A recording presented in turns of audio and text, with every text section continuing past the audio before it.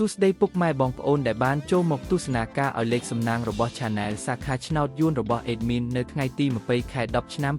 2025 សម្រាប់ការឲ្យតម្រុយឆ្នោតយួនជូនពុកម៉ែបងប្អូនទស្សនាកំសាន្តអារម្មណ៍ពេលសម្រាប់ពីការងារដូចនេះកុំឲ្យខាត់ពេលយូរយើងចូលមកកាន់លេខសំណាងយើងទាំងអស់គ្នាសម្រាប់ការឲ្យលេខសំណាងពីរលេខមាន3ខ្ទង់លេខសំណាងទី1លេខ73លេខសំណាងទី2លេខ159និងលេខសំណាងចុងក្រោយ38សម្រាប់លេខអូសមាន2ខ្ទង់ខ្ទង់ទី1អូស70និងលេខខ្ទង់ចុងក្រោយអូស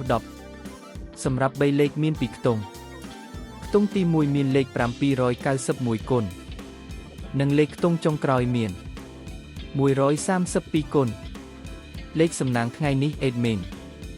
ក៏សូមជូនពរឲ្យពុកម៉ែបងប្អូនហេងៗទាំងអស់គ្នាមានលាភមានជ័យ